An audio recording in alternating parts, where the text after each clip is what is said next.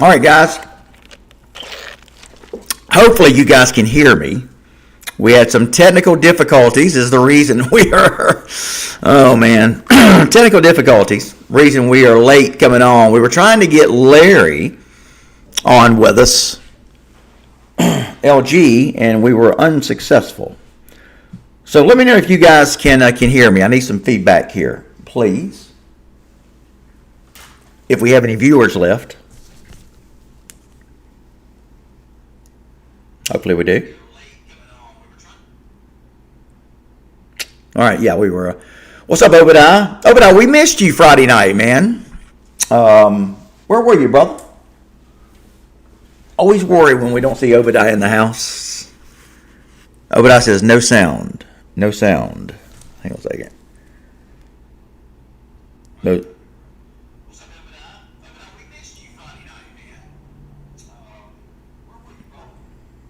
All right, so I've got sound on my phone. I'm watching it on my phone over here, so hopefully we got sound. Anybody else hearing me, not hearing me? I'm watching it on my phone, and I can hear myself on my phone. So anyway, hopefully we are going out.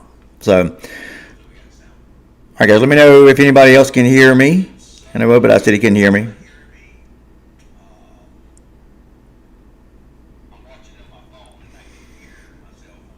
All right, hopefully you guys can hear me because I really want to talk some playoffs tonight. I want to talk the playoffs tonight or the playoffs for Friday night for what's going on. Austin A.B. Butler. Austin, all right, Philip Jacob Williams says sounds good. Austin A.B. Butler, what's going on, brother? How are you, man? It's playoff time indeed, dog. Let's get in here and talk some playoffs, man. I love it. Austin A.B. Butler. Jose Padilla. Clint Cornelius. Yes, you have sound. Okay, that's good news. I was worried about that. All right. So that makes me feel a lot better. All right, guys, so let's talk some playoffs. Can you believe it? Who's got some upsets in this first round?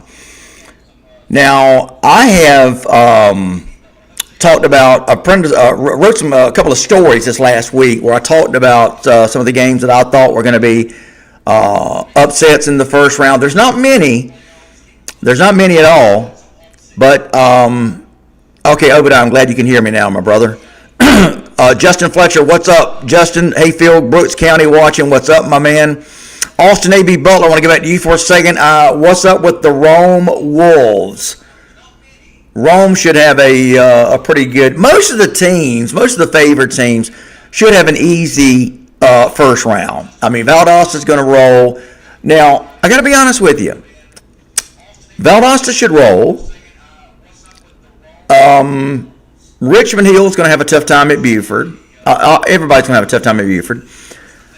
But watch Colquitt County going to Mill Creek. You know, that's going to be tricky. I mean, I know that Colquitt County is favored. They should win. This is not the Mill Creek of old. Evan Reese says Lee over Sprayberry and Coffee over Sequoia. Yeah, I've got both those. Good pick, Evan. I think Coffee's going to beat Sequoia. And listen, don't get me wrong. I respect Sequoia. I've had them in my top 10, the composite top 10 that we do. So I agree with you. I think Coffee defeats or Lee defeats Sprayberry. Remember this Lee County Sprayberry game. Now, this is something that could get interesting. Remember last year, Lee County played Sprayberry, I think it was the third round, and Lee County beat them like 63-0. So you can bet your bottom dollar all week somewhere in that Sprayberry locker room. That Sprayberry coach, and I don't even know who he is, you can bet he's got 63-0 written on the chalkboard, the whiteboard somewhere. So those kids come in every day, every morning to lift, every night after practice. They're going to see 63-0. You don't think that's going to get in their crawl? Maybe it means something. Maybe it doesn't. But I'll tell you something. That's a long trip. And here's the thing. For those of you that watched the last couple of shows, I know I'm beating this to death. But you had Jeff Herron and Rush Probst both said, and I know I'm making a lot out of this, but those are two of the most respected coaches. Obviously, their actions speak for themselves, and i.e. state championships. I told them, I asked them, what brings success to the South Georgia teams? and I promise I'll quit talking about this because I'll talk about it every show, but I think it's bears repeating because we have some new folks in every week. But Jeff Herring and Rush Pope said, look, you must win your region. And what he's saying about that is you cannot travel. Rush did it in whatever year that was, where he made 5 straight trips up to the Atlanta area. They were all Atlanta teams that he had to play. He said that not that it matters, but the diesel bill was outrageous. I mean, can you imagine filling up all them buses? Again, that's not a problem. It has nothing to do with the football, but that's a lot of bus rides. And one thing about Rush, a lot of you probably don't know about this. Yes, he would go up the night before, but the balance of that was Rush did not believe in charter buses. And again, it had nothing to do with expense. Had nothing to do with it. I mean, it was his call. Rush was on a roll. He could do anything he wanted.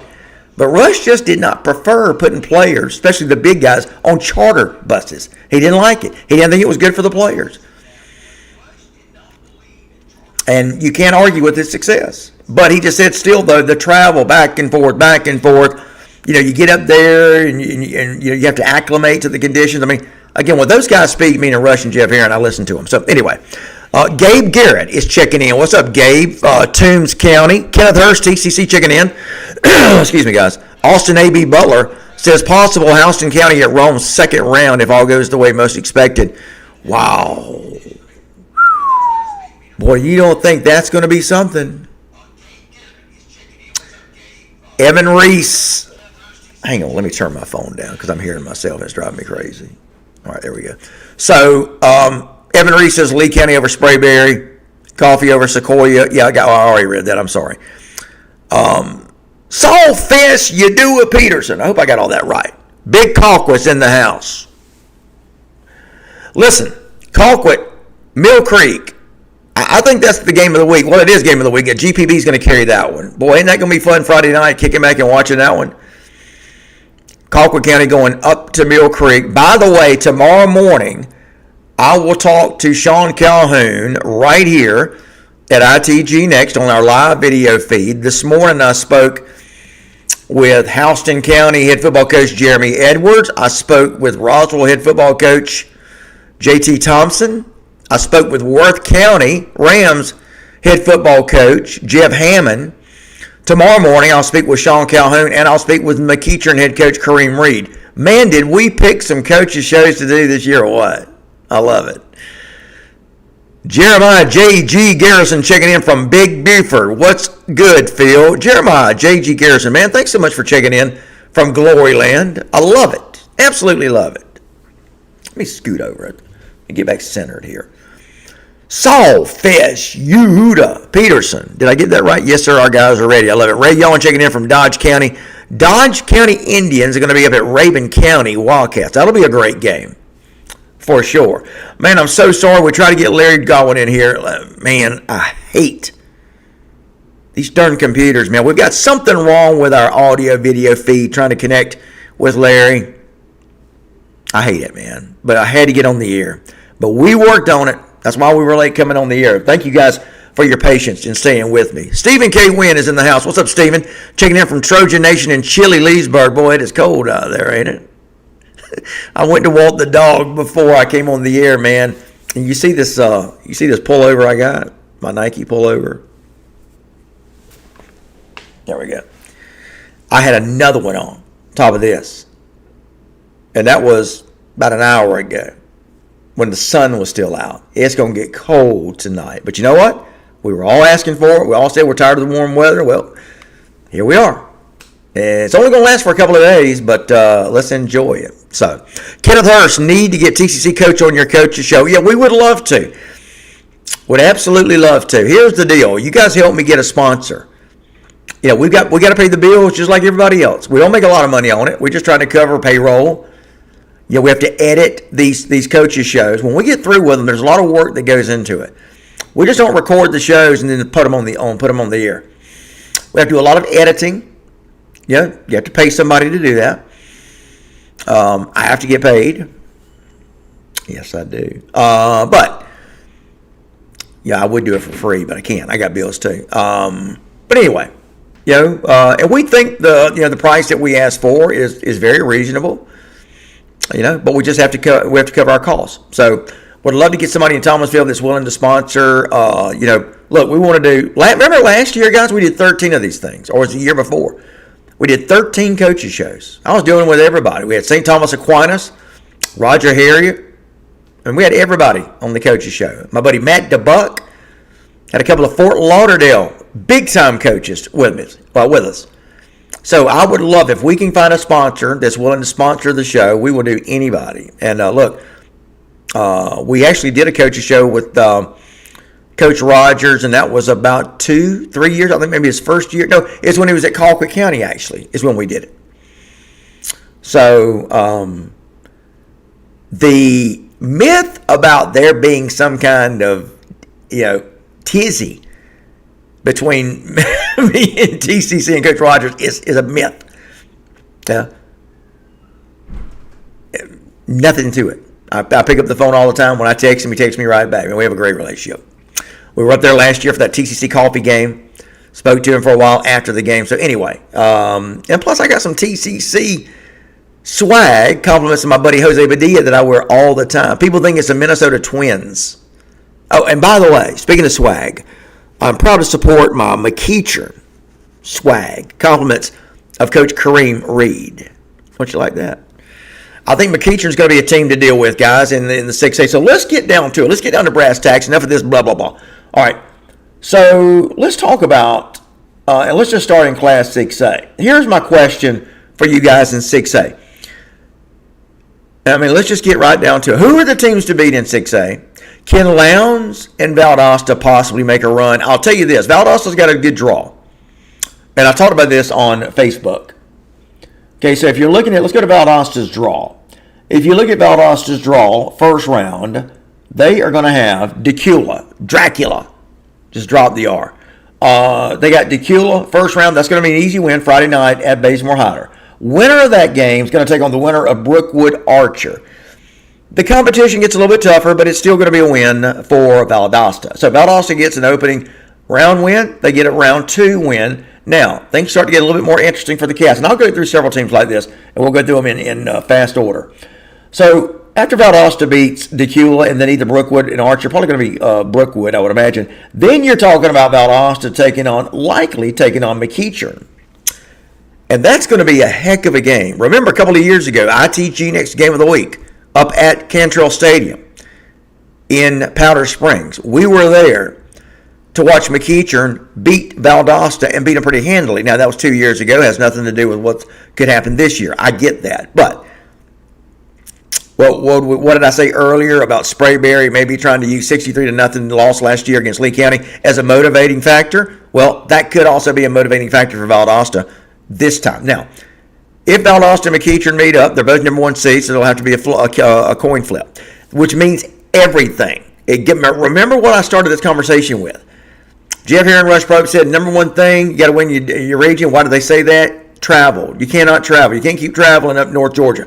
It's easier for North Georgia teams to come down here. Not as easy for South Georgia teams to go up there. You got traffic, you got conditions, you got weather, just a lot of different factors, okay? So, that being said, I think that could mean everything. If McEachern has to come to Valdosta, I think then it maybe becomes a slight edge for Valdosta. If Valdosta goes to McEachern, I think it's a coin flip. And I don't mean the coin flip for home field. I think it could be literally 50-50.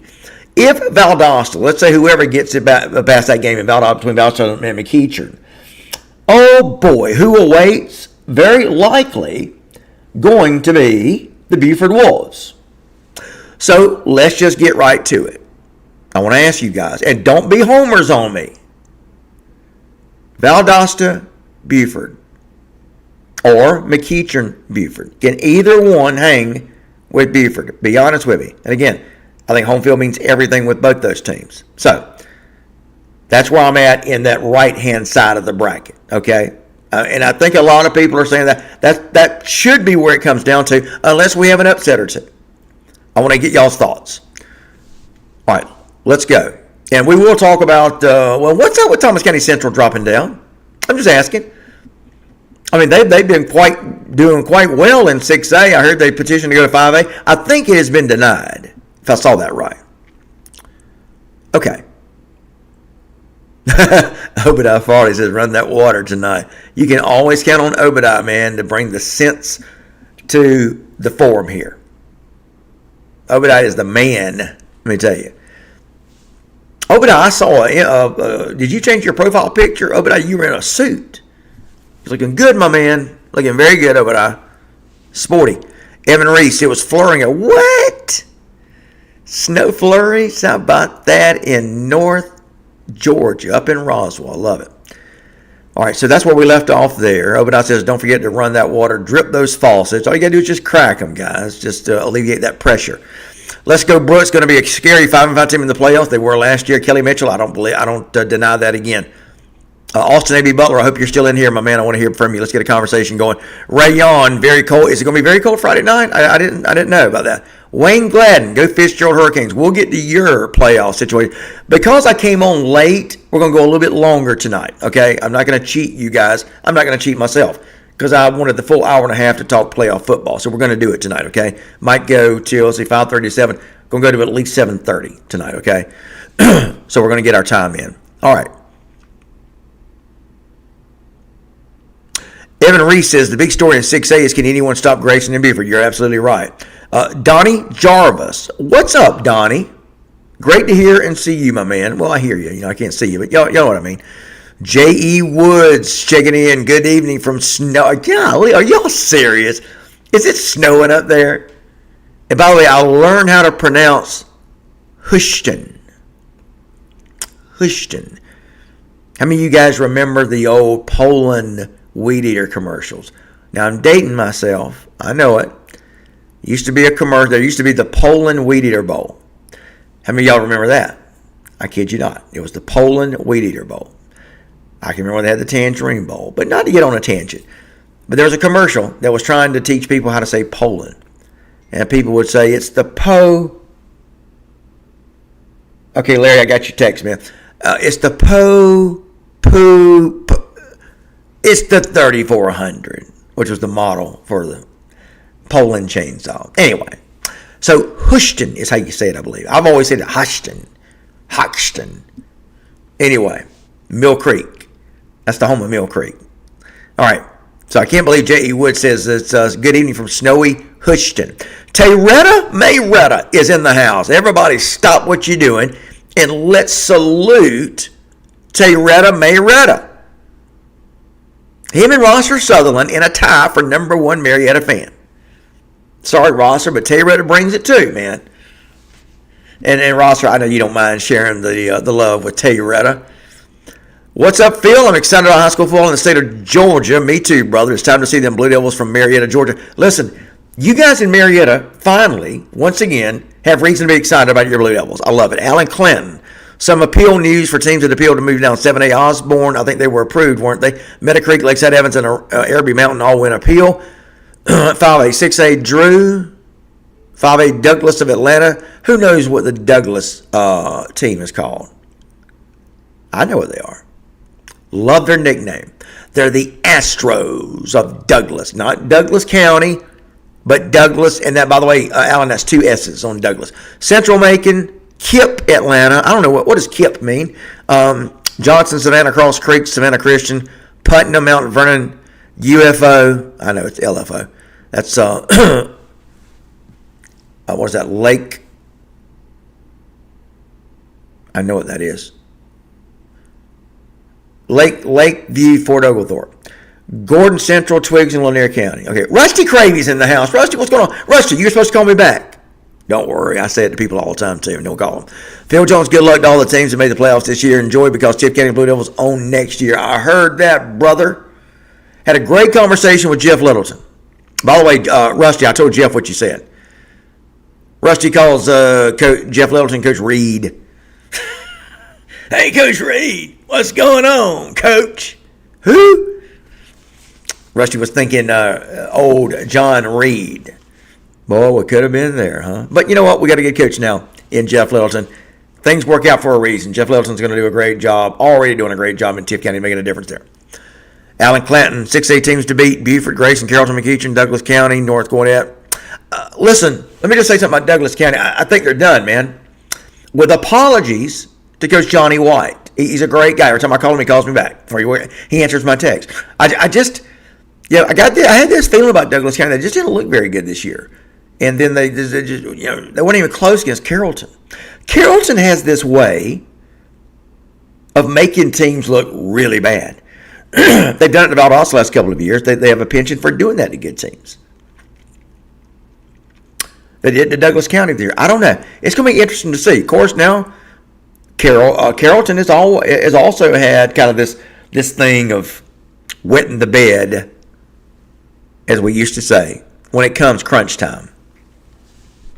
Or there are some other phrases you can use, but this is a family-friendly show, so I'm not going to go there. Mitchell Dormany. Mitchell, what's going on, buddy? That'll be a good one. I got playoff talk Thursday night on my talk show. Y'all check Mitchell Dormany out. He's a big high school fan. He's a Tift County fan. And check out his show on Thursday night.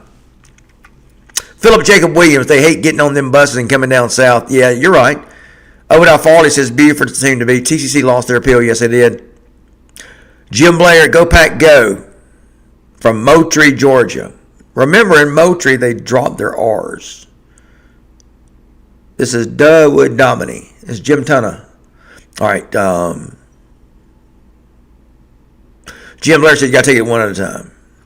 Jeremiah J.G. Garrison said it's a 3-team race for 6A. Buford, Grayson, Carrollton. Jeremiah J.G. Garrison checking in from Buford, Gloryland. What's up, brother? Austin A.B. Butler. I'm still here, my man. What are your thoughts on 7A coming back in? I love it. The class changes for the programs. Many doing appeals, of course. Yeah, we've kind of got some folks updating us on that, Austin. I appreciate that, buddy.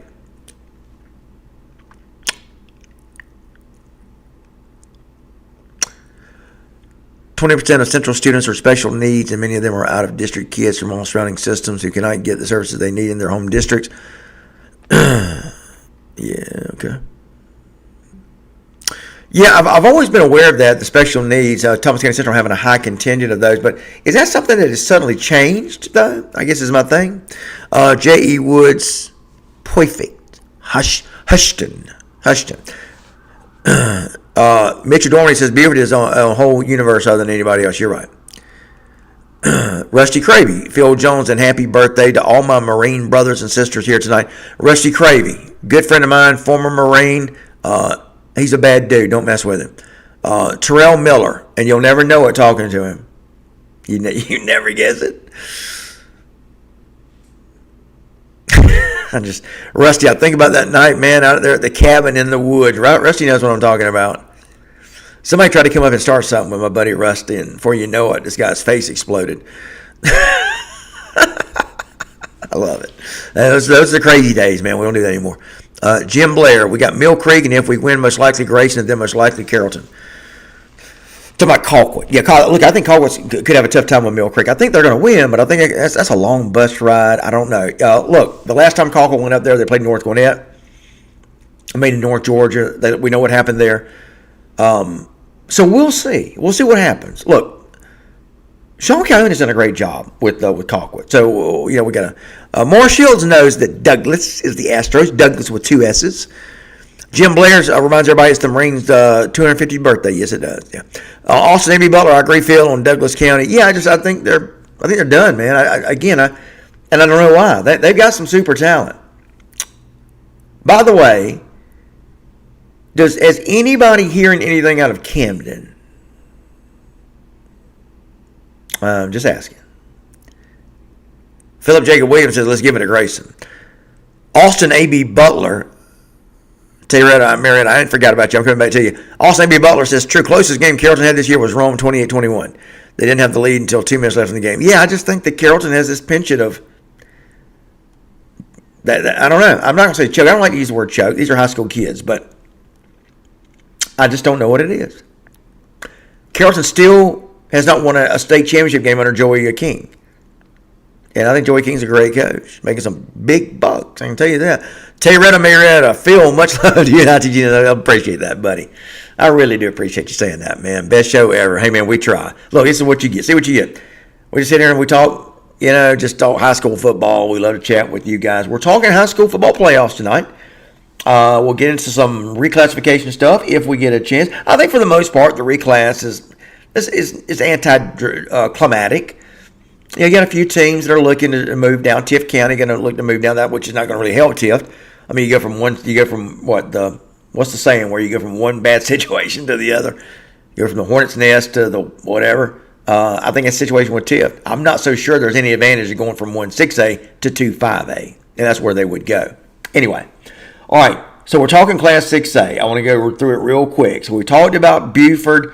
It looks like it's going to be Buford and either McEachern or Valdosta. I mean, let's just cut to the chase, right? You go over to the other side of the bracket, and hope you guys will forgive me here. I'm going to do this, turn this computer around a little bit where I can see it here. Okay. So I mentioned you got Mill Creek, Colquitt County. They're in the far up left quadrant. So it looks like winner Mill Creek, Colquitt County going to take on the winner of Grayson Norcross. By the way, now 2-3 years ago, you would see Norcross and Grayson, and you'd go, wow. But not this year. And this is what I've been saying all year. In fact, I wrote a story about this. What has happened to the Georgia Blue Blood programs? Mill Creek. They're good, but not the old Mill Creek. Norcross. Not the old Norcross. Not by a lot. Okay? Who else is there? Some other blue bloods. Brookwood. They're not the old Brookwood. Okay? So you see what I'm going with this? You got some of these blue blood programs that are just starting to fade off. Now Parkview began its slide a while back, so I don't want to put them in the same conversation. Although I think Adam Clack is going to get Parkview back up to where they used to be. I really believe it. The Big Orange Jungle will return. All right, so Grayson Norcross. Grayson is going to win that. So let's look at Grayson taking on either Colquitt County or Mill Creek. Probably not going to matter. Although, guys, you just don't know. I mean, here's the thing about when you win all the time. And I'll say two things.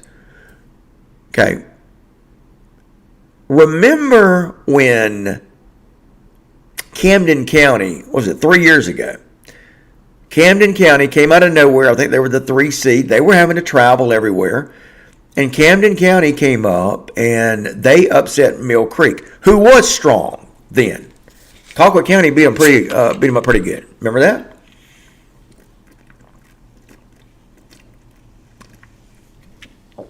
Man, that's good. So,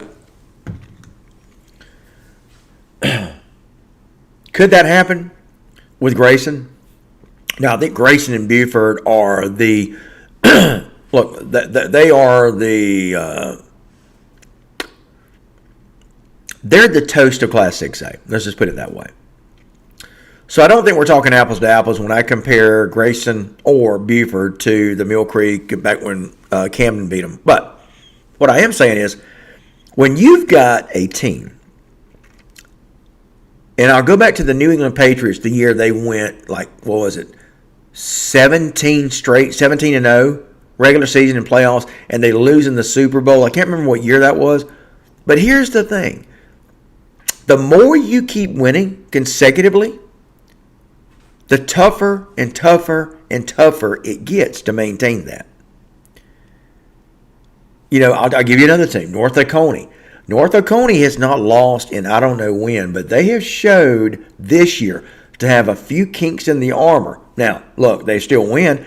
So North Oconee went 15-0 last year. This year they're undefeated, but they've had a couple of close calls, and it was against pretty good teams, but nothing you would expect. I can't remember who the teams were. So again, when you keep winning like this, guys, what happens? The odds work against you. The odds keep working against you. It's just like, look, I don't gamble. I don't. But you go to Vegas or wherever. You go to the casinos. Again, I don't do that kind of thing. But I am cognizant enough to know that anytime somebody is, and you gamblers out there, help me out. If you keep rolling the dice and coming up, snake eyes or whatever they call it, or if you're playing blackjack or whatever, I mean, the more you win, the greater the odds are you're going to lose. It's hard enough to go 15-0. But when you're talking about trying to do it 2 seasons in a row, I know Colquitt County did it. Milton was 15-0. Did Milton go 2 seasons undefeated? It gets hard. It gets hard to maintain that. So keep an eye. I don't think Buford. I don't know, man. Buford just looks like they're like my buddy Mitchell Dorman said. I think they're on another level. I'll come back to y'all's comments in just a second. But in that left-hand quadrant in 7A, I mean, look, it's Grayson. Then you go down, you got Marietta. I think Marietta Harrison is one of the best first round games of the night, or of the first round. I really don't know. I mean, Harrison is good. I think those are two very even teams. Flip a coin. I think they're 50-50. North Forsyth, Carrollton. Carrollton's going to win that one. That means Carrollton will go. Let's just say it's Marietta. Carrollton's going to go up against Marietta. And that's where Carrollton will keep going there. So Carrollton and Grayson could possibly be on a collision course in the quarterfinals. Wow. Look, I don't care who you root for. That's going to be a heck of a game if those two teams meet up. Carrollton, Grayson. Who you guys got in that one? Okay. Bottom left quadrant. Collins Hill Lowndes. Guys, listen to me. I want you to listen to me very carefully. I think Adam Carter's team is for real. I love Lowndes. I love what he's doing. I think the Wintersville Classic loss, believe it or not, could be something good for Lowndes. Okay, what do I mean by that? It kind of goes back to what I was just saying. Sometimes when you win, 9 straight games, then you lose a game, you know what? It's not that bad a thing. It doesn't hurt you that bad. Well, yeah, they lost the region title. Yes, they still get to host a playoff game. But it could have been a much easier draw. It could be the one that Valdosta's got, which is a pretty easy draw. So, Lowndes is now just in a start over. Okay, let's reset. That's what Lowndes is going to do. They're going to reset. I'm going to come back and read y'all's comments here in just a minute. Time for Lowndes to reset. So I would watch Lowndes, but I'm telling you, if anybody is thinking bit my tongue. If anybody's thinking that Collins Hill is just going to run over or roll over, that's not going to happen. I'm trying to cut myself. One time I bit my tongue so bad. It's actually happened to me twice. Okay, I'm good. I bit my tongue twice. Had to have stitches. And I'm not kidding you. You want to talk about something unpleasant? You can just imagine. Yeah, it's as bad as you think it is. Anyway. But they heal pretty fast. Man, I bit my tongue good. Going back to where I was at, though. Don't if you think Collins Hill is going to roll over, that's not going to happen.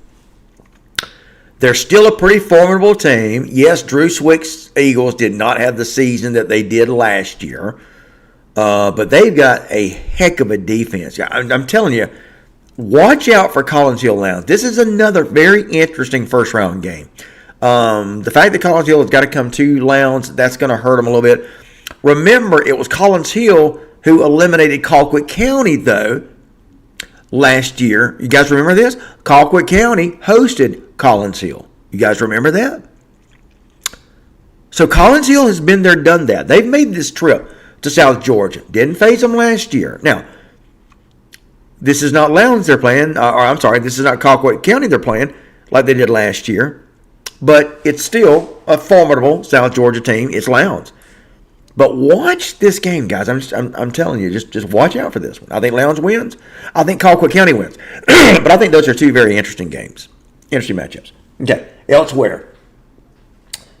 The Battle of Gwinnett. South Gwinnett, North Gwinnett. North Gwinnett's going to win that one. Hillgrove, North Paulding. Flip a coin in that one. West Forsyth, Westlake. What happened to Westlake, by the way? That's another team I'm kind of wondering about. All right, so in that bottom left quadrant, I think Lowndes has got a great chance to run the table there, which means Lowndes would eventually run into probably Grayson. So let's look at this as a potential Final Four. Lowndes, Grayson on the left. Either Valdosta and McEachern versus Buford on the right. Either way, very Very good Final Four. Love it. All right. Let's look at Class 5A. Now, I know a lot of people are talking about Thomas County Central. Did I leave out Carrollton, by the way? Who's going to eliminate Carrollton? Oh, Grayson. Okay.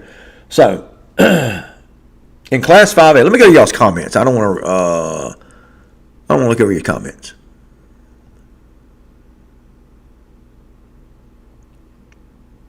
Stephen Tate jumped in here while I was looking over the bracket. By the way, guys, if you're tuning in late, I'm going to go longer because we came on later tonight. So we'll go past 7 o'clock tonight. Going to go to about 7:30. So we got plenty of time to cover the rest of the playoffs. Hope you guys will stay with me through this through the show tonight. Man, we're going to talk a lot. All right, well, let's talk with Austin A.B. Butler. Closest game Carrollton had this year was Rome, 28-21. Yeah, that's why I think Carrollton bows out against Grayson, I believe it is. All right, Jim Blair, we got to take it one at a time. We talked about that. Give it to Grayson. First round matchup I am interested in is Westlake at West Forsyth, says Evan Reese. Why is that? Westlake has played a much stronger schedule. Evan, I'm with you, man, but I don't think either one of those teams has a chance to go much farther. And like I said earlier, what happened to Westlake? Westlake used to be some dudes, man. Anyway, Alan Clanton. Proposed regions have been posted on GHSA website. Thanks so much, Alan. I appreciate that. Kerry Claiborne is in the house. What's up, Kerry Claiborne? Kerry Claiborne is checking in from Gloryland, and he says, "Go Wolves." Jim Blair. They let it go last year with Grayson. What are you talking about, Jim? Stephen Tate is in the house. Rusty Cravey. Chip County, it can be argued, is going from the frying pan into the fire. That's what I was trying to say.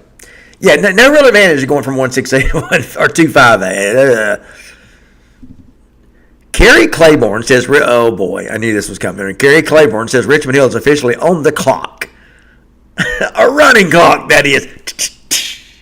He's here all week, folks. Yeah, look, that's a heck of a draw. We know when the playoff matchups first came out, and we saw that Region 1 6A had to go up against Region 1 8A, or no, Region 8 6A, and everybody was looking at that 4 seed. Oh boy! So, and again, I don't think the 2 or 3 seed is going to be that much of a walk in the park either, as we've been talking about. Jose Padilla, the more you win, the harder it is when you lose. Well, that's true. You're right, but I'm telling you, the more you win, it's hard to keep that going, man. I mean, you're talking about perfection. That's what it is. It's hard to win in Class 6A or 5A. It's hard to win in Georgia High School football. It's hard to keep winning in Georgia High School football. It's hard to keep winning when the playoffs come around. You see where I'm going with that? I'm just saying, there's going to be some interesting games. It's which team has got the ability to withstand 5-0 run in the playoffs. That's what it comes down to. Just ask yourself that. Does your favorite team have the ability to go 5-0 in the playoffs? You can't go 4-1. Well, you could, but you're coming up short. Do you see where I'm going with that? That's the whole deal. I remember when Jeff Littleton's Bainbridge Bearcats, and it was 2018, went 5-5. I'll never forget Jeff Littleton saying, that doesn't matter. All we got to do now is go 5-0, and that's exactly what they did. Buford along the way was a victim en route to Bainbridge winning the state title. I think it was a 5A state title that year. Evan Reese says Roswell, Gainesville, Milton be staying in the same region. Yeah, that's a booger too. Alan Clanton, good luck to Worth, Chris Cook, Jordan, Kendrick, Sumter next season in proposed region having to deal with Carver, Columbus. You're right about that, buddy. By the way, somebody go ahead and give the state trophy to Carver. Go ahead and just go. Listen, let's just bypass a lot of time and energy. And no offense to the 2A teams. There's a lot of good ones. But go ahead and give the state title to Carver. I bet Carver could beat. Carver could beat. I think Carver could beat just about anybody. I think they would hang with Buford. Not saying they'd beat them. Carver is Loaded. ED. I know I added another ED in there, but just for emphasis. Austin A.B. Butler, Phil, you have any sleepers like a Bainbridge type team?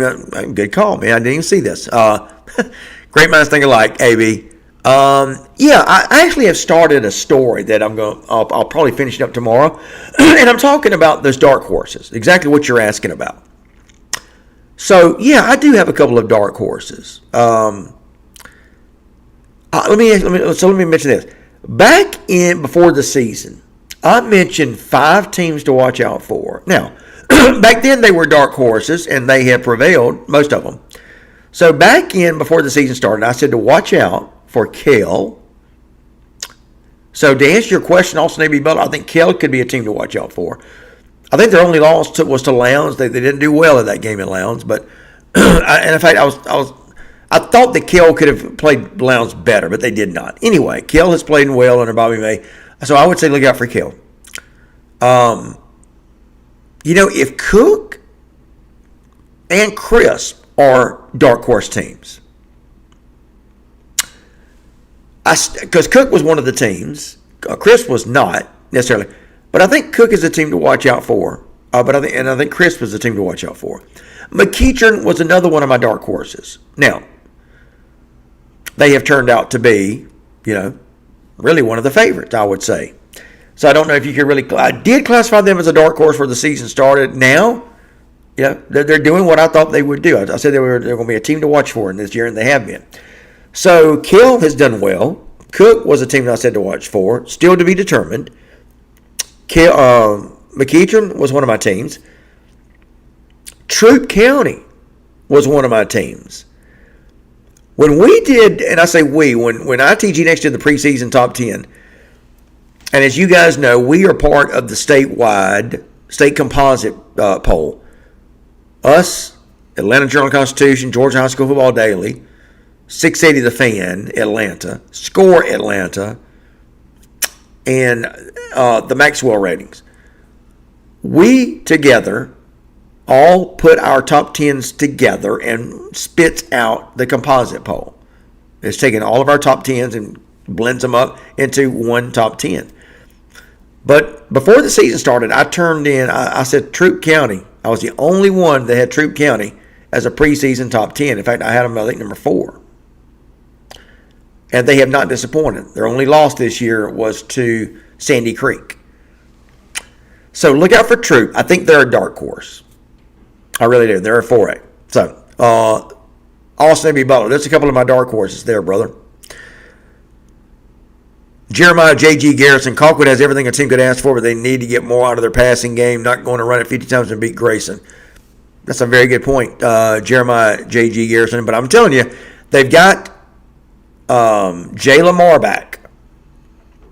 And if that guy gets going, look out. But that's a big if.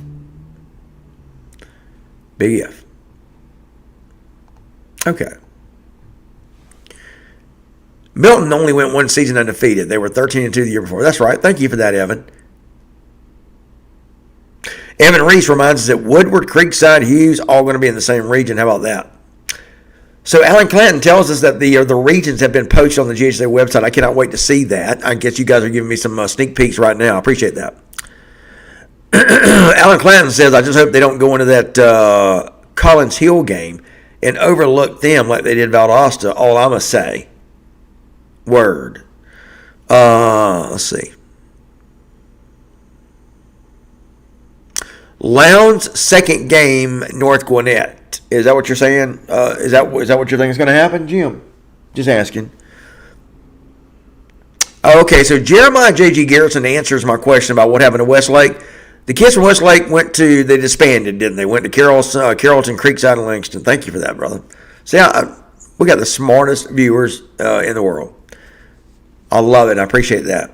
Jose Badilla, I go ahead and say it. TCC versus Roswell, left side. Houston, Milton. Hook on the right side. Todd Daniels checking in. What's up, Todd? Mill Creek would dismantle Colquitt. Really, I like that. I mean, I like your confidence is what I'm saying. I don't really like that it could happen. By the way, I'll talk to Sean Calhoun tomorrow. Tomorrow morning, I talk with Sean Calhoun, Colquitt County Coaches Show, brought to you by our friend that you see right down there, Dr. Kevin Collins. I know him. Dr. Kevin Collins, good friend, good doctor, sponsors the Colquitt County Coaches Show and this show. and we appreciate him very much. Houston Clinic.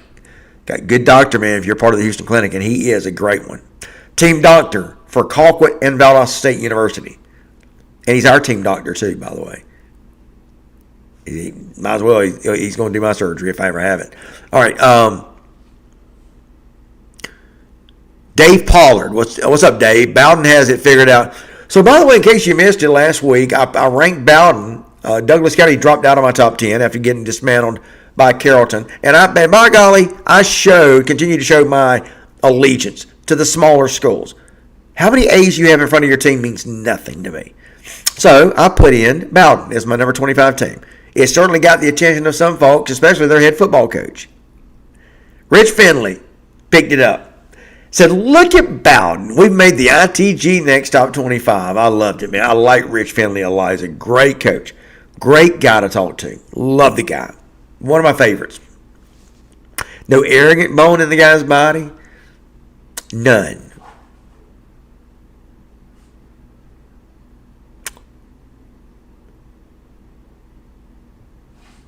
All right, I'm just scrolling through your comments here, guys. Mark Breedlove. I like this, Mark. Mark says, Collins Hill is better than most believe. They'll beat Lowndes. Two of their losses were to Grayson and Buford. Could be. Listen, I am a big believer in Drew Swick. I always have been.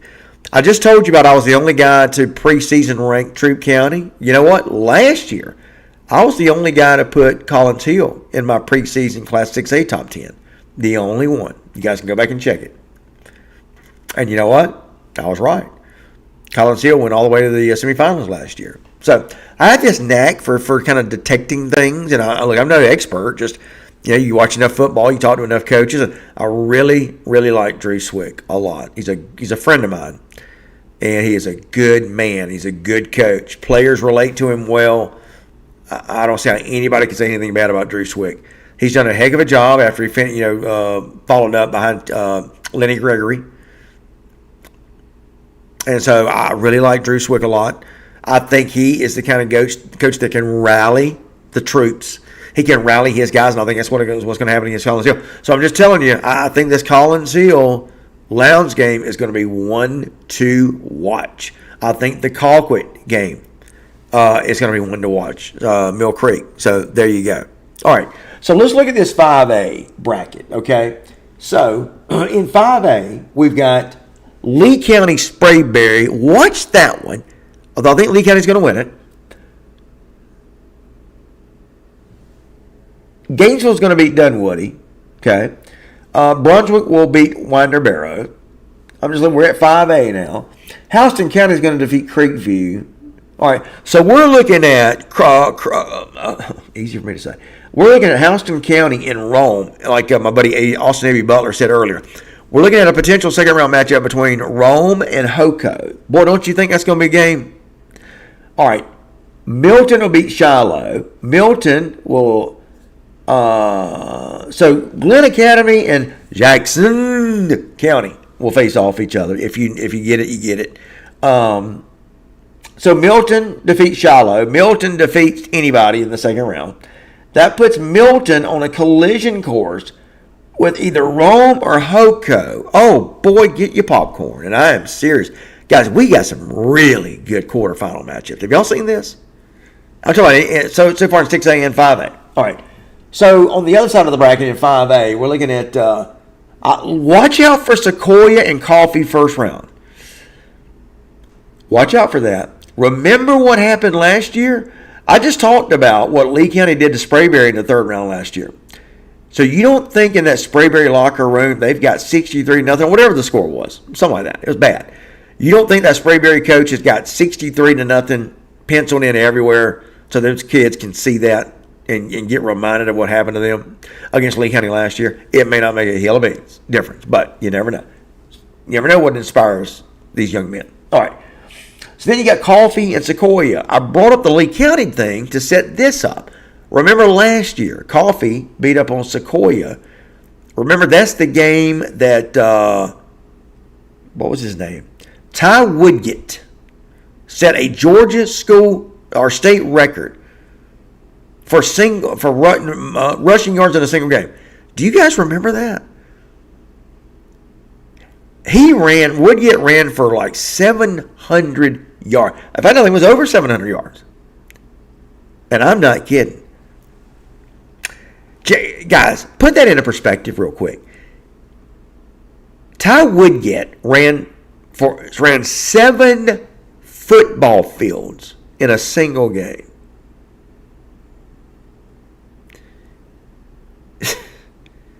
I don't know how that's possible, but he did it.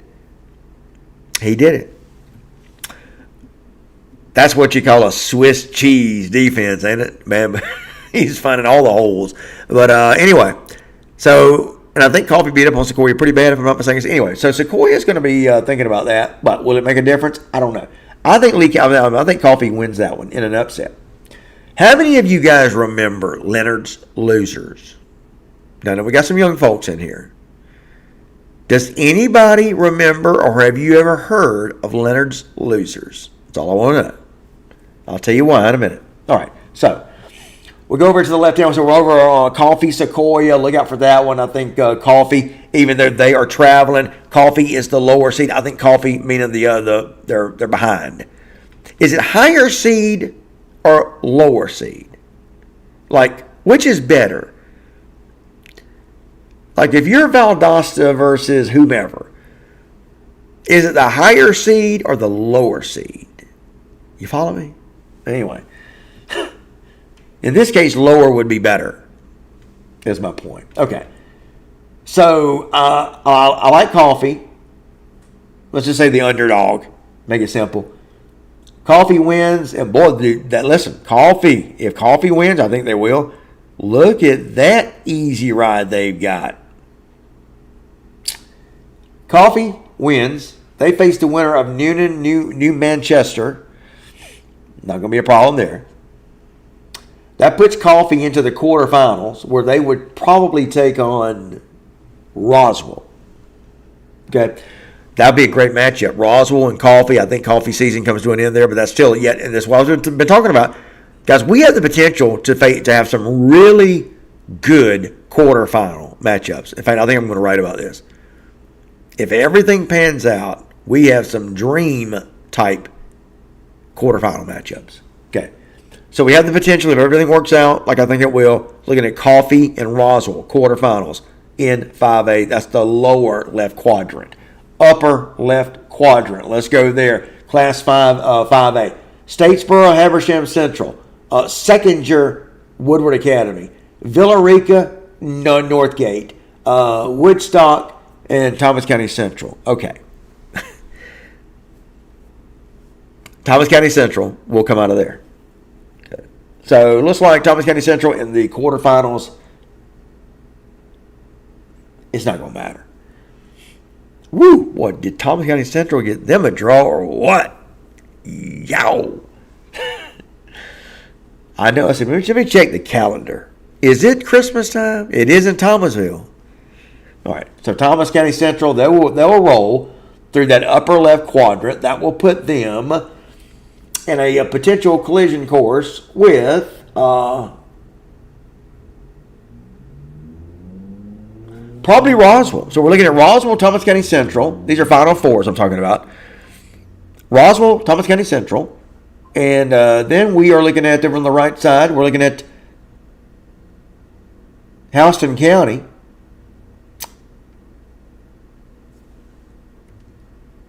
Wow, man. It could be Houston County and Gainesville. Could be Houston County and Lee County. How about that? So we got some really interesting matchups coming up in both 6A and 5A. Again, I'm talking about Final Four. Okay, Final Four. You guys remember who I said in 6A? Okay, in 6A, I think we are looking at a Final Four of. Probably need to write this down, don't I? In 6A, we're looking at a Final Four, possibly of either Valdosta, McEachern, upper right quadrant, Buford, Lowndes, Buford, Valdosta / McEachern, and Grayson. Then in 5A, we're looking at, again, who did I say? You guys got to help me out. Probably need to write these down. Probably help me out if I wrote these down. Somebody write these down for me. All right, so again, Lee County, I'll say Lee County. Lee County versus Hoco. And over on the left, we're looking at Thomas County Central and Roswell. So you guys help me remember, write those teams down. I think those are our Final Four in 6A and 5A.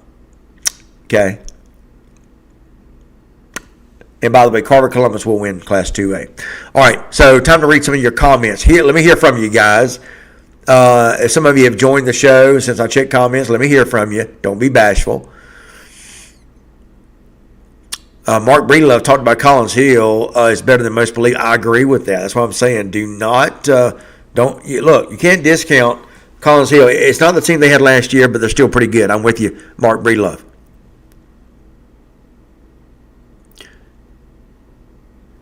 Butch Carter, Phil, I sent you the new regions in Messenger. Yeah, I saw where you did message me, buddy. I'm sorry I hadn't had a chance to open it up yet, but I appreciate that.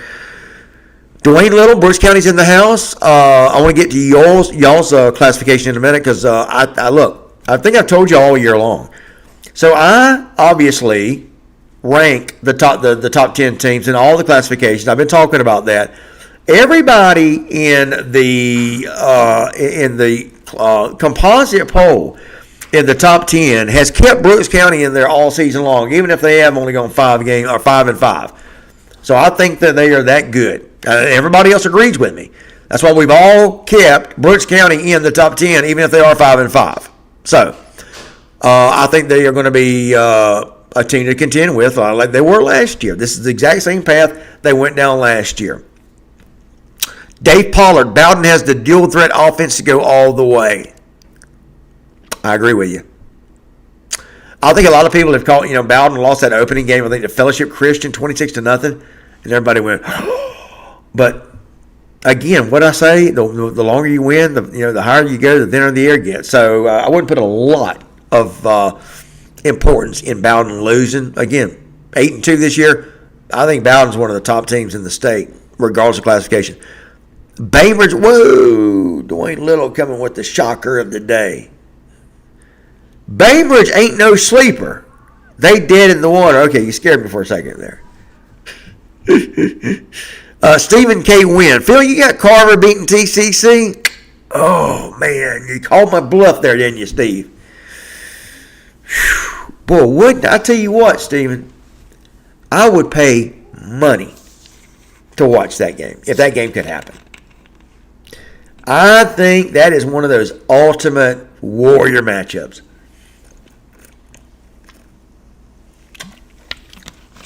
Enjoy me some good ginger ale. Okay. Man, that's a good question.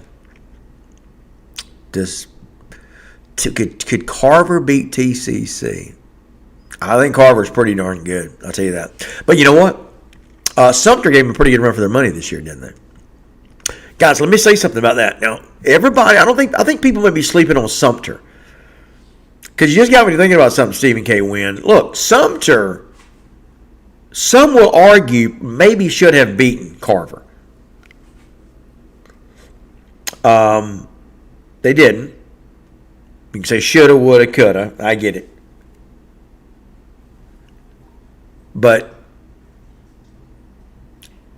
I think Sumter's a team to watch. And I want to go to 2A because I want to see where they have the potential of matching up with each other. Maybe if somebody can take a look over there, because I just got through with 5A. I'm kind of interested in a couple of things. Does it look like North Oconee is going to have a pretty good draw on the way to trying to get a second consecutive championship? That would be, 4A.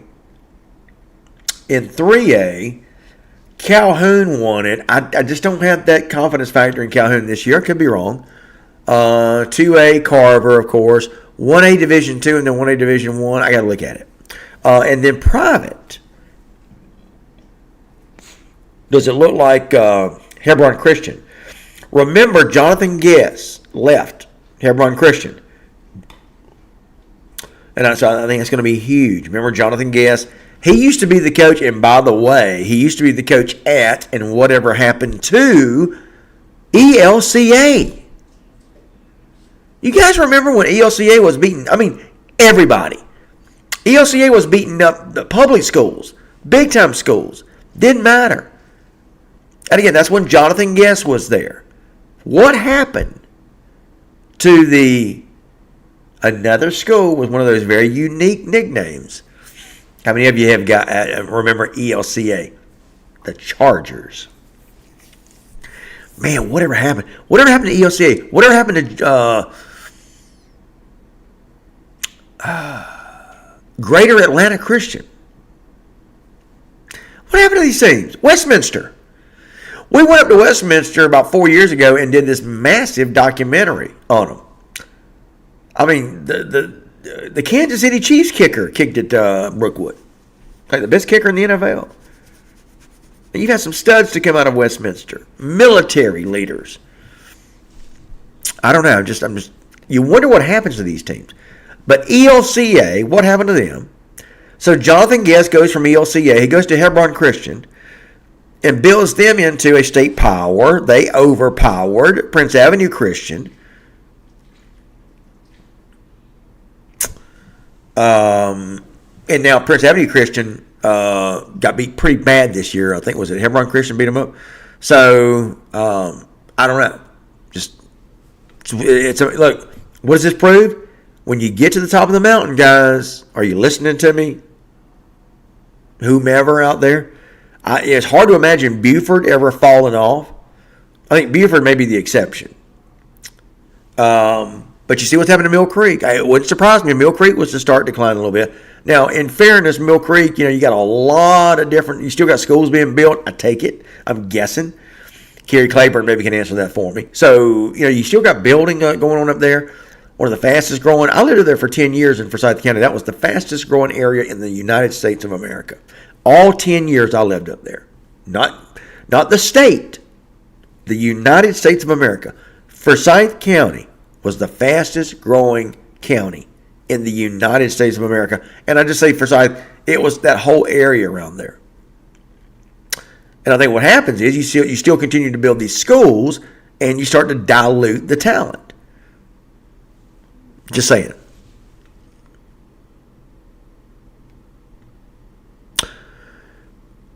Austin A.B. Butler.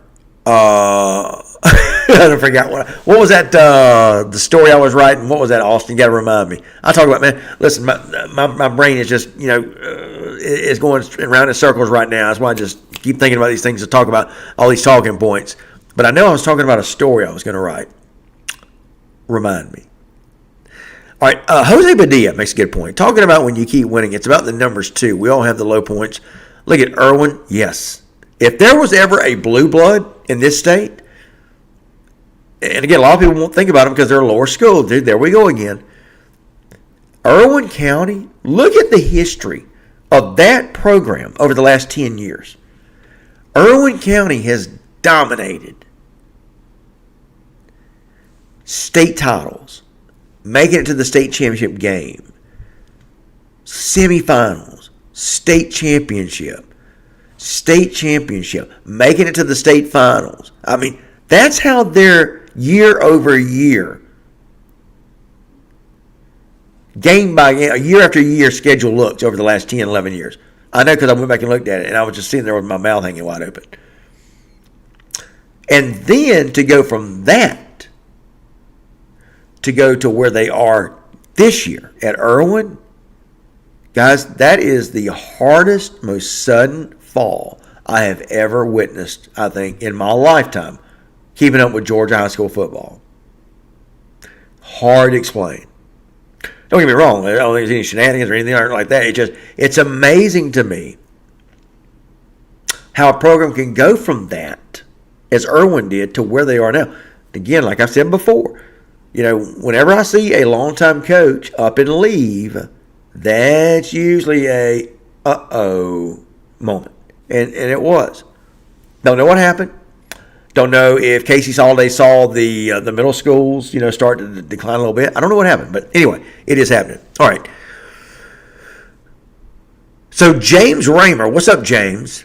James says, looking at the proposed regions for Class 6A for 26-28, they have Woodward Academy moving from Region 4 to Region 3. They will also have Hughes and Creekside. Also, Rome will move from Region 6 to 5. Andrew Watkins, Daugherty County checking in. What's up, Andrew? Todd Daniel. Valdosta McEachern is a very intriguing matchup. Yes, it is. That's why, I've been saying, Todd, whenever I get to that part of the Class 6A bracket, I really can't go any further. That's why I'm simply saying that when you get to that part, it's going to be one of those two teams moving on. I pretty much got the other three quadrants down. But as far as those three, or that one quadrant rather, I just don't know. Billy Guyton. What's up, Billy? Billy Guyton says, Thomas County Central, let's go. Absolutely. Rufus is demand. To what do we owe thee for checking in? Rufus is demand says, I think we have to beat NAFTA. Just kidding. I think we have to beat Mill Creek before we can play Grayson. Yeah. That's a good call. Andrew Watkins, SIAC championship game, Albany State versus Benedict. Going to be a great game. So is that Benedict College? Where are they at? And when is that game? You guys see where Valdosta State went up to the Citadel. Citadel's a Division I team. Military school. VSU got handed to him pretty well. Stephen K. Wynn says playoff underdogs 6A, underdogs North Gwinnett, Lee County, Central Carrollton, Cairo. Stephen K. Wynn says Cario. Sumter, 1A Division I, Thomasville, 1A Division II, Johnson County. I don't know. I got to get to this classifications and see if I agree with you. Kendrick Sanders, Phil got his hat cocked to the left. Do it really? Is that better? Man, it looks straight to me, is it not? What in the world? Let me see what we got here,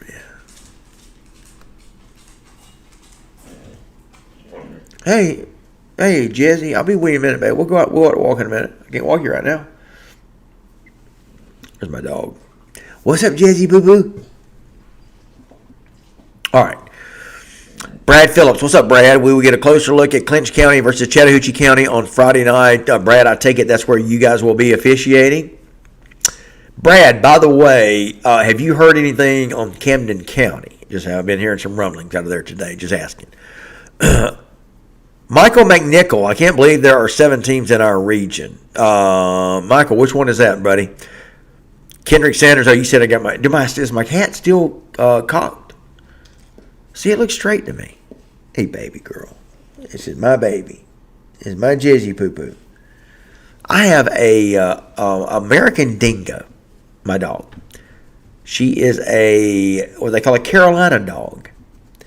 Brad Phillips, have you ever heard of, are you familiar with that breed?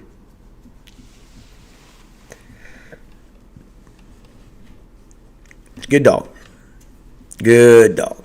All right, let's see here. She's right here under my under my table. All right, baby, I'll take you out in a minute, okay? So, like you said. Rodriguez, what's up, Heather? Good to see you here on the show. Always enjoy when you make it in. Heather Knight Rodriguez says, I feel like all 4 of our 5A Region 2 playoff teams could all win first round again this year. Yeah, I think so. I think you're right, Heather. So you guys, obviously, Thomas County Central, I think Lee County, Coffee, and Hoco.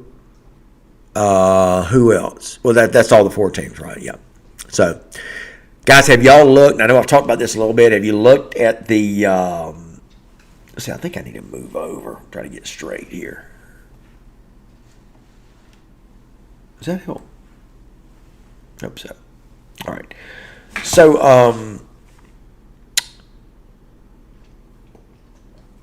have y'all looked in case if I know my buddy Kerry Claiborne has looked at this, if the playoff system, the power ranking system, if it was in motion this year, which it's not, but if it was, every Region 1 6A team would be in the playoffs. Tiff County would be in. Camden County would be in. That just kind of gives you a sneak peek of what to look forward to next year with this new PSR, they call it, postseason rankings. Which again, they started it this year as far as keeping ranking numbers on the team. They just have not enacted the system, but it's just kind of for fun to see how teams are. Camden County is like the 10th best team in 6A. You believe that? True. So if that playoff system was in place right now, Camden County would be looking at not only making the playoffs, but they'd be probably hosting a playoff game. And like I said, Tift County would be in the playoffs, but I think Tift County would be going to Grayson. Yikes. So, you know what though? Better to make the playoffs and be an underdog than not make the playoffs. I can tell you that. All right. Dave Pollard, appreciate you showing love to the small schools. Absolutely. That's look. My motto is I don't care how many A's you have in front of your name. That does not matter to me. I've been catching a lot of flack for having Worth County ranked in my top 10. But as I have said, Worth County is probably going to wind up there anyway. Okay. I mean, if you win a state championship, you're going to be a top 10 team. There's 8 classifications, technically speaking, in terms of championship. I think that's right, isn't it? So you got 1A, Division 1, 1A, Division 2. You've got private. You've got 2A, 3A, 4A, 5A, 6A. Yes, 8. So you got 8 championship classifications. So doesn't matter. I think Worth County's, I think they're going to be on their way to a state title team. I think they're that good. So if that's the case, Worth County will be a top 10 team. See, I'm just saving some time. So that's kind of my thinking. I don't care how many A's you have in front of your name. That does not matter to me. So thank you for saying that, Dave. I appreciate that. Michael Latta is checking in. What's up, Michael? Haven't seen you in a couple of days. Michael said, what's your prediction for Gainesville in the playoffs? Let me see here, brother. I want to go back to that and give you an accurate assessment. All right, so let's take a look at Gainesville in the playoffs. Playoffs? Let's see where Gainesville's at.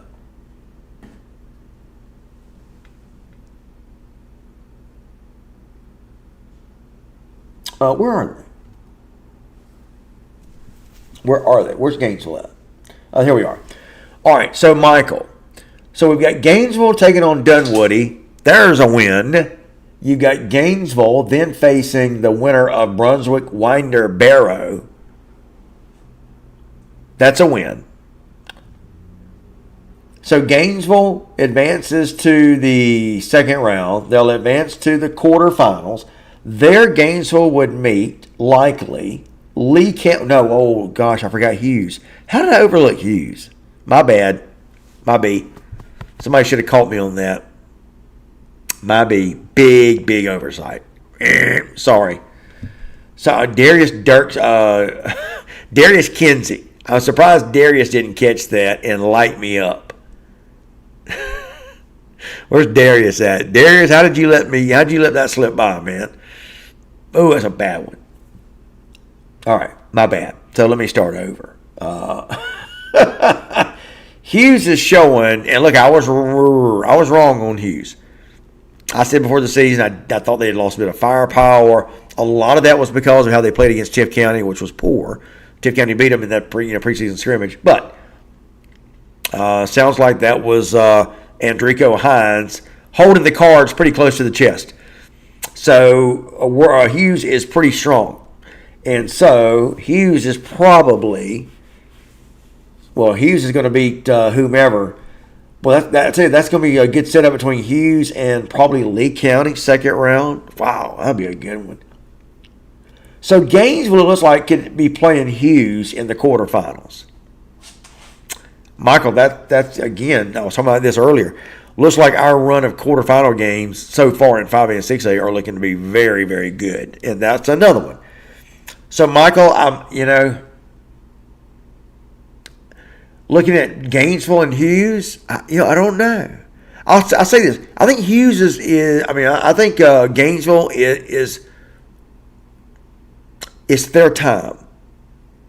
I don't think Gainesville has played up to their potential so far. I think that's going to change. And I think this Gainesville-Hughes game could be very interesting. Very interesting. Okay. All right.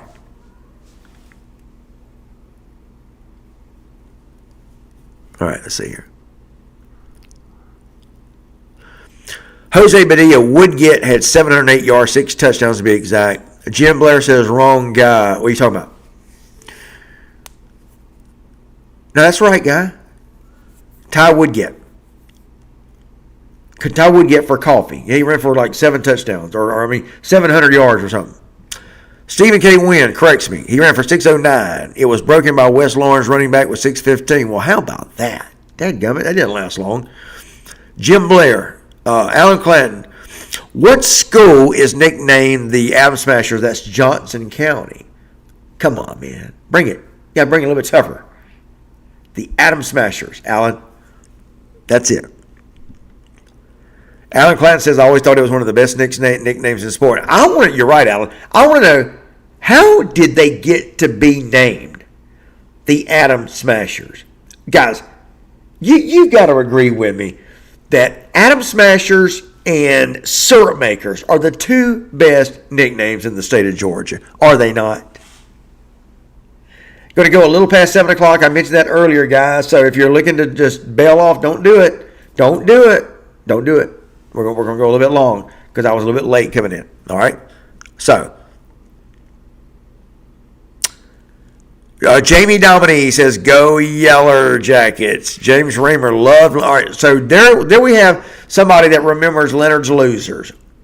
James Raymer remembers Leonard's Losers. Anybody else remember Leonard's Losers? If you don't remember it, Leonard's Losers was this show that came on every Saturday at noon. It was on radio.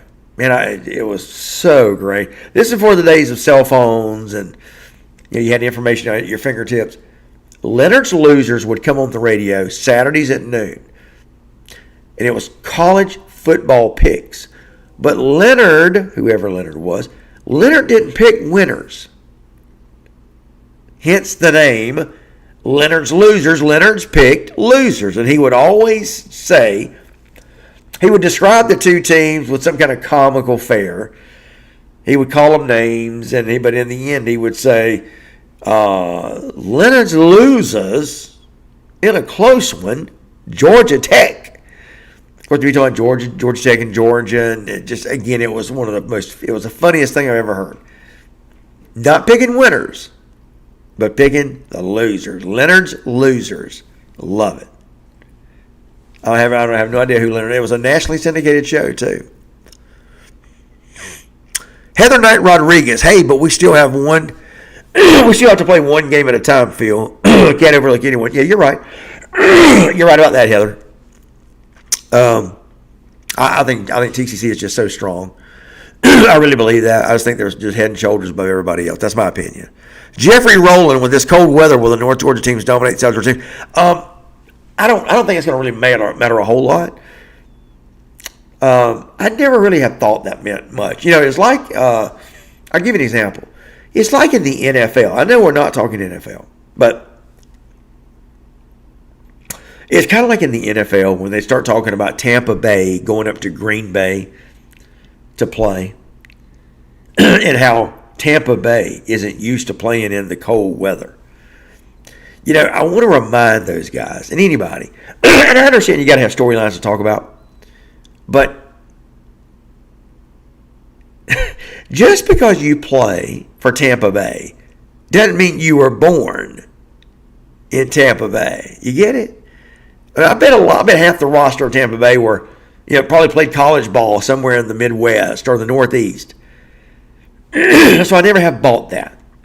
Now, I know high school is a little bit different. I get it. But I don't think we're going to have enough variance in the cold to make a difference. In other words, I don't think this cold weather that we're experiencing right now, it's not going to really last into Friday. I think Friday's going to return to pretty normal, if I'm not mistaken. So I really don't. I just don't think it makes a whole lot of difference. And that's my opinion. Jeffrey, and I appreciate the. By the way, Jeffrey, What do you think about Warner Robins? Now, they're ending the season on a pretty good run. Is that going to equal into to them continuing to play well in the playoffs? Excuse me, guys. My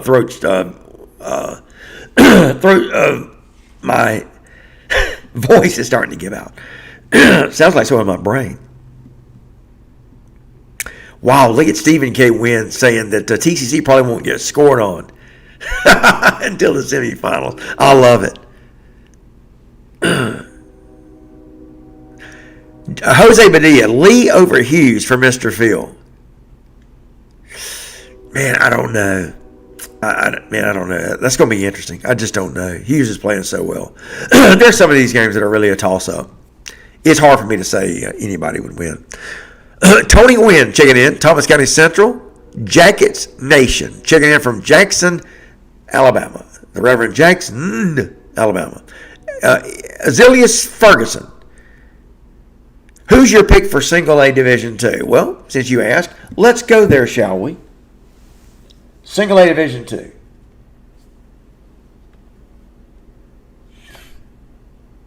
Okay, let's take a look at Single A Division II. By the way, now Single A Division II, remember, they still formulate their playoff teams same as the 4A, 5A, 6A, with the top four seeds in each region. Why? Because there's no private schools in that classification. So, that being said, I'm looking at Clinch County, possibly in that top left bracket. By the way, Clinch is my number one team in our one of our top 10s we do. The top 10 that I do for the Georgia High School Football Daily. Okay, in the bottom left quadrant, I have got Bowden.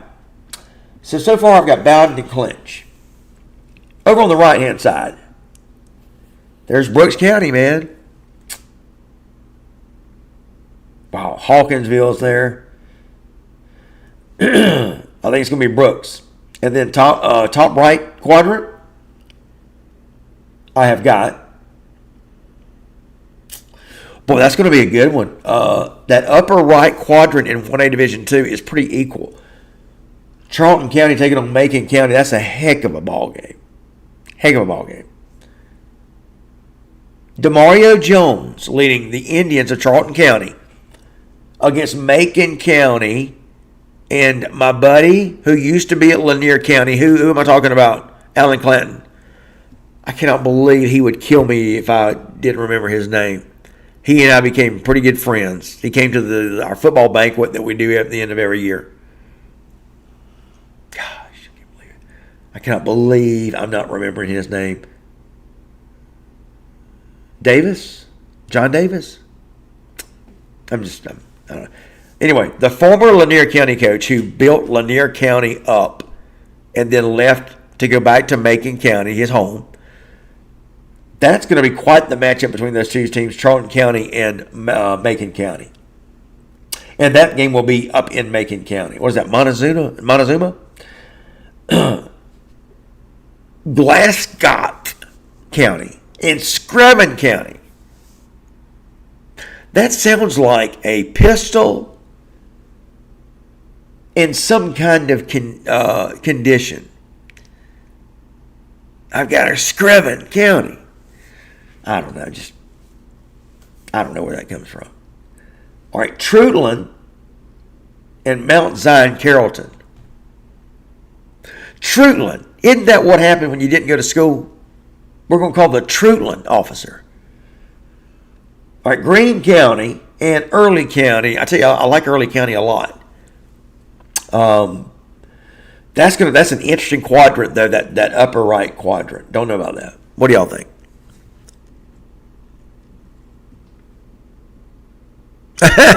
Jose Medea. I think we're running every fan over here. I see a lot of TCC fans. I don't think so, man. They're all hanging around. Alan Clanton and 4A in North Oconee got to worry about Marist or Stockbridge. No, maybe Marist. Dave Pollard. Eagles Landing was good. What happened to him? And, of course, I'm talking about ELCA now, not just Eagles Landing. Eagles Landing Christian Academy. Whatever happened to them? They were spitting out Division I players like it was nobody's business.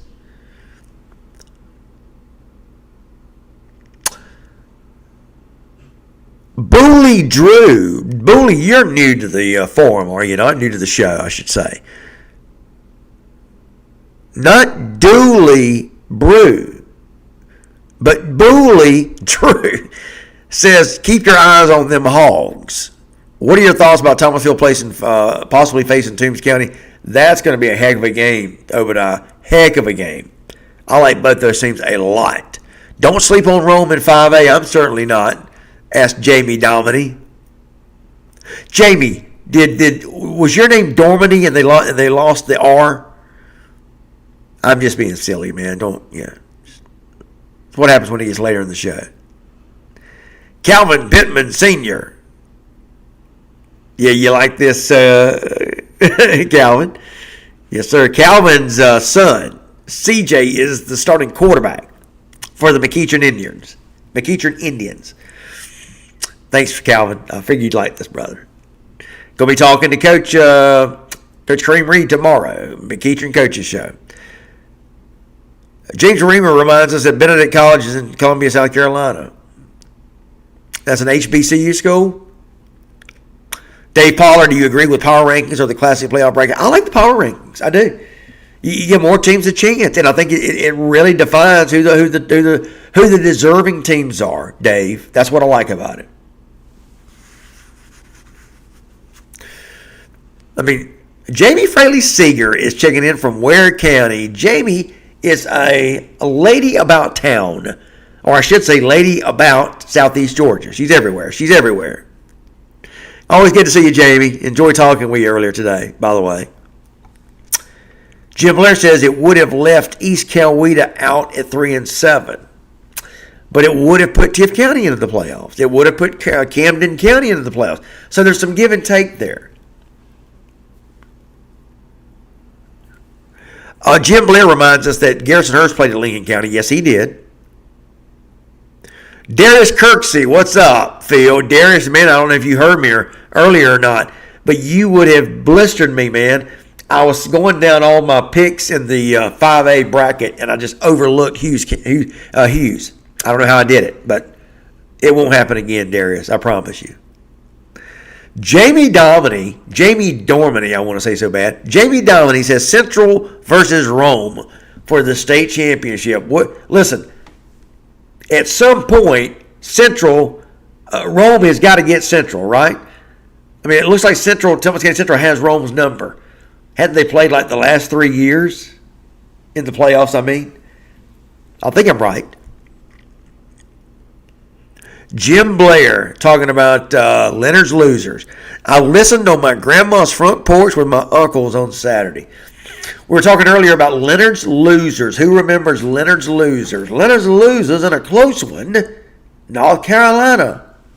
That was a great show. Gabe Garrett reminds us, isn't it just Johnson, Adams Smashers, and not Johnston County? You may be right. Brad Phillips. So I was wondering about you if you would respond to this, Brad. I do like the Carolina dog. I had 2 patients up in Gwinnett County when I worked there. Brad, when were you up there, man? I lived in Forsyth County for 10 years. Sure did. I loved it up there. My now ex-wife came in one day and says, I want to go back to South Georgia. I'm like, are you crazy? If we hadn't done it, though, I may not have ever gotten into sports talk. So, but yeah, I was up there. But interesting to hear, Brad, about Carolina dog. I was mentioning earlier. I have a my babe, Jez, Jez. She is my puppy dog, not a puppy dog. She's about 8 years old, but she is my baby. Let me tell you, and she's ready to go for a walk. But she is a Carolina dog. Didn't even know I had one until somebody came up to me one day and said, man, that's a Carolina dog. I'm like, say what? Got her checked, and sure enough, she is American Dingo, is what they're called. Carolina dog. Great dog. Brad, correct me if I'm mistaken, I think they're one of the older breeds, are they not, that descended from wolves? Some of the research I had pulled up said that. Jamie Dominic says, I got TCC dropping 70 again this weekend. Probably so. Oh, and by the way, if Creekside's lined up against somebody, they're going to score 70. It's just their thing. Amy Hendricks McCrae, Pierce County, checking in. What's up, Amy? By the way, now, Amy, what's up with Pierce County? They're showing a little bit of kinks in their armor. They need to bounce back. I've got faith in Pierce County. I do. Just asking. Okay, Brad says, I hadn't heard anything about Camden County. I just have heard some rumblings coming in today from Camden about maybe some changes. I don't know. I don't want to really spread anything. I don't know. I just, things get started. So that's what I heard. Luke Nelson. I didn't give up on you. I almost did, but here he is. Ladies and gentlemen, welcome in Luke Nelson, a.k.a. Big Buford, who, as always, is fashionably late. Luke Nelson, he was hunting. Big Buford is in the house. Glad to see you, brother. Glad you made it. Stephen K. Wynn, South Georgia kids wear shorts in the winter and hoodies in the summer. That's exactly what I've got on right now. Exactly. I wear shorts all the time. I don't care how cold it is. I don't care. I will wear shorts everywhere. As long as I'm protected up top, I'm okay. All right, 7:19. We're going to go to around 7:30 because I was late coming in tonight. The Clinch Wheeler game will be a good one, says Gabe Garrett. You think so? Man, I don't know. I think Clinch is all over that, but I could be wrong. You know what? Actually, I'll tell you about it. Wheeler County. I get them mixed up. So it might be a pretty good game. Stephen K. Wynn, Deerfield, Windsor, and Westfield Friday night, second round of the GIAA. Yeah, that will be a good one. Deerfield, Windsor's got that quarterback. I don't know if you guys have been keeping up with him. What is his name? Man, he is a good one. Deerfield, Windsor's a state champion, looking to defend his state championship. Azaleas Ferguson, Lincoln County on top. Darius Kirksey, I'm late to the party. What do you think about Hughes, Creekside, and Woodward Academy being in the same region next season? Wow. At some point, Woodward Academy is going to bounce back and be good like they used to be. Creekside's going to be Creekside. And Hughes, of course, is Hughes. Darius, I'm telling you, that becomes one of the new super regions. It's going to join 1-6A, 2-5A, and 7-5A as the super. Those are the three super regions, in my opinion, in this state.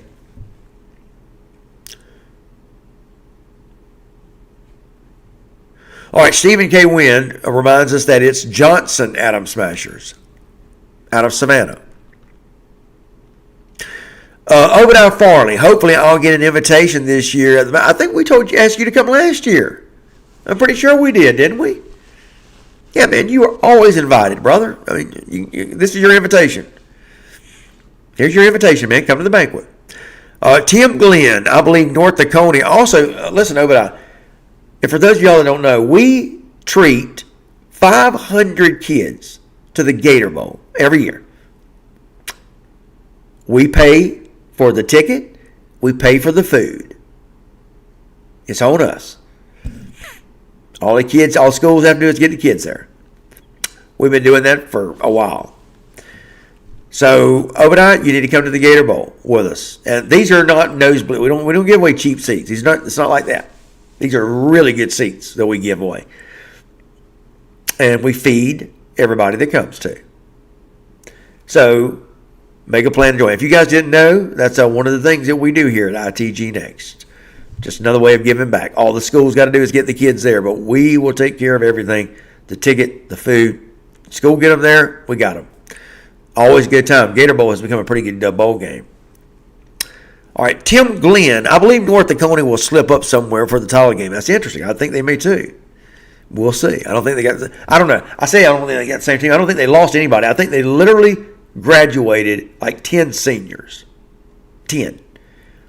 So they're really, from a personnel standpoint, there is no difference than last year's 15-0 team. But again, as I've said before, it's easier said than done. The higher you go, the thinner that area gets. Obadiah Farley, I'll be there. We will expect you there, kind sir. Stephen Tate, you need to let us cook the food for the banquet. I have no, we need to talk about that. No, you got to remember, going to be a lot of food, a lot of mouths to feed, dude. Got 500. Speaking of 500, I told you about the 500 kids that we invite to the Gator Bowl every year. We have about 500 attendees at the banquet. We think we put together one of the best banquets. We honor the top offensive and defensive players of the top 35 schools. And it's Middle South Georgia. Every team is top offensive, top defensive player. Yeah, we have a blast. Obviously, have a blast. It's what we do. High school sports is all we do. No college, no pro. Jose Padilla, when is the banquet? We normally have it in the middle of December, right before Christmas. Jim Blair asked Kirby new team. Dominic McKinnon, how about them Wildcats? Which one? There's only about 50.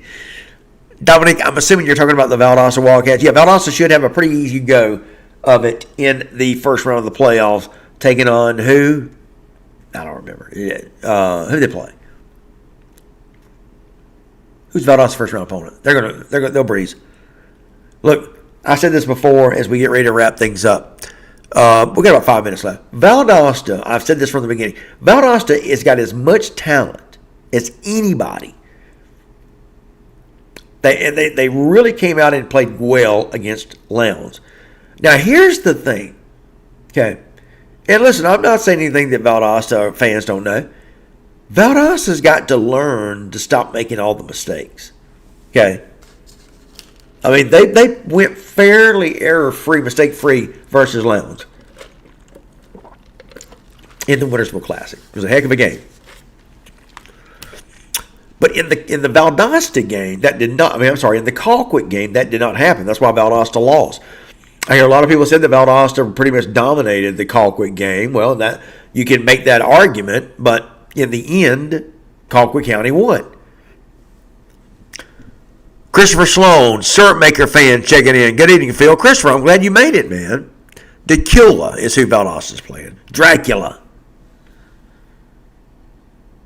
Allatoona. Whatever happened to Allatoona, by the way? It's another team. Ramonda Holmes says Valdosta is playing Dracula. Yes, Decula. I know it's Decula. I just like to have fun. Again, I think Valdosta's going to roll. But again, you got to stay out. You can't keep making these mistakes. The last 2 years, Valdosta went to Carrollton, and I thought Valdosta had a pretty good year. I'm talking about the playoffs. I thought Valdosta had a really good team. But you get to the playoffs, you never to Carrollton, you're down like 21-0, and the crowd hadn't even got sat down yet. You got to avoid that situation. Got to avoid that. Jose Padilla, where's LG at? Yeah, that made me sick, man. We had LG. LG and I were going back and forth. We had him on the link. He was going to join me for tonight's show, and we couldn't get him on. And I feel horrible. I love to have LG on the show with me. Love it. The guy is so. He and I just not. We hit it off, man. LG and I have got a good thing going when we get on the air. We just could not. I got you, Jamie. We could not connect, basically. We had some technical difficulties, best way to put it. And Jim Blair lost the tuna. I said, what happened to Allatoona? Remember, you can tuna fish, but you can't Allatoona. All right. Dominic McKinnon, who, in your opinion, is going to go further, Lowndes or Valdosta? You know, I think they both have got a really good chance to go pretty far. I'll tell you this. So we're looking at 6A. Let me go back to 6A. So in 6A, just to answer your question, I was trying to look at this. So in 6A, you got Valdosta. They're going to beat Decula. They'll beat the winner of Archer Brookwood. They'll face McEachern in the quarterfinals, very likely. That, again, I don't know. I like McEachern. I'll be hosting the McEachern Coaches Show tomorrow. But it could go either way. It really could. A lot is going to depend on that coin flip.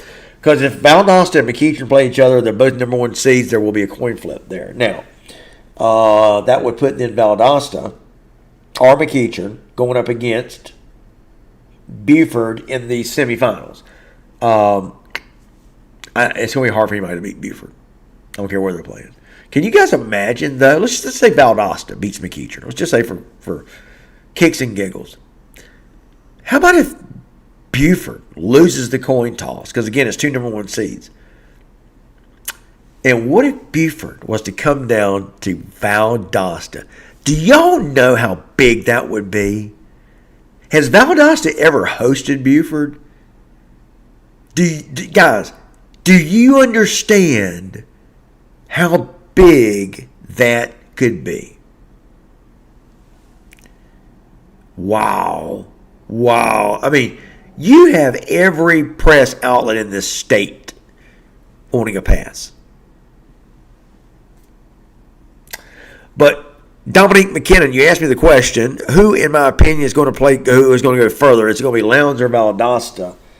So I'll just say Valdosta. I think the season comes to an end either in the quarterfinals or the semifinals. Lowndes, on the other hand,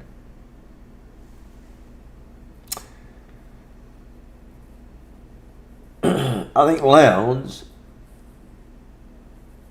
will win in the first round. Second round, so I think Lowndes goes to the semifinals. So I think possibly Lowndes has got a chance to go a little bit further, but that's just because of the draw. That's it. But I think Lowndes, upon their season comes to an end, it looks like against either. Looks like their season would come to an end against Grayson in the semifinals. Valdosta could possibly come to an season would come to an end. That would also be the semifinals. I'm sorry, I think I shortchanged Valdosta. I think both teams have an equal chance of making it to the semis. There you go. Jose Padilla, that would be so big. I'll go to that game, man. That would be something else. Can y'all imagine that? And has a very realistic possibility of happening. Luke Nelson, save my spot. Yeah, that kind of got everybody's attention, didn't it? Luke, you will have a spot, my friend. Promise you that. We'll get you a parking spot, everything. Hey, man, seriously. We will get your tailgate spot lined up, and it's a good one. I'll get some help from my Lowndes guys. They really had a solid tailgate spot for Wintersville Classic. And I know it's at Valdosta. I get it, but still, we'll make it happen. Because if you can get a spot for the Wintersville Classic, you can get a spot for any game. All right, guys, 7:30 is here. Obadiah, I'm checking out as well. Obadiah says, until next time, Phil, go Jackets. See you on Friday. Tim Glenn, I think Rockmart will possibly be able to hang with Carver Columbus if they end up playing them in the later rounds because of the way they've been playing during the season. Any thoughts? Tim, I'll be very honest with you, man. I just don't. I think Carver is so far ahead of everybody else. That's my thoughts. I could be wrong. But right now, Tim, I'm going to have to disagree with you. But Carver, listen, Tim, whatever Sumter did against Carver Columbus, every other coach that's playing Carver needs to review that tape. Because Carver actually hung with Carver Columbus all the way to the end. It was a nip-tuck, great game. And but whatever Sumter did, every other coach playing Sumter needs to study that game film. Stephen K. Wynn says, see my comment about North Oconee. Where was it? North Oconee lost their stud 5-star UGA commit for the season due to injury. Haven't been as dominant since. Yeah, but you know what, Steve? I hear you, man. I'll look into that. I will tell you, though, Stephen, just like Grayson loses the ultimate 5-star in Travis Burgess. I mean, man, I honestly didn't know what would happen when Grayson lost Burgess. But then the backup, the young man, his name escapes me right now, shame on me, because he has certainly come in and made a name for himself. And Grayson has not lost a beat. So you could have a similar situation. Boy, how about your backup quarterback coming in and your offense does not lose a step? Unbelievable. What's his name, guys? Stephen Tate, great show. See you later. Yeah, I'm going to bow out. Stephen K. Wynn reminds us that it was raining during the Sumter Carver game. Yeah, I got you. Remember, it was raining for both teams. All right, guys. We are going to bow out. What a great show we had. Apologies to Larry Godwin. Was not able to get my buddy in here. We're going to try again next week. But I want to thank all of y'all that chimed in tonight. All your great comments. That's what the show is about. I want to chat with you guys, not talking to you guys. But don't forget, join me Friday night. We're going to come back and we're going to talk about all these playoff games, and we'll announce the time. We have been coming on at 10 o'clock. We'll see if that changes. This past Friday night, we came to you at 8 o'clock, so we may come somewhere in between. I don't know. We'll let you know, though. So keep it right here at ITGs. We'll make the announcement about what time, but one way or the other, we're going to be with you Friday night for the Friday night scoreboard show, where really it's not so much the scoreboard show as it is just talking high school football. So we will be here with you. I hope you guys will join us here at ITG Next for our Friday night scoreboard show. Until then, guys, have a great week. Talk to you Friday night.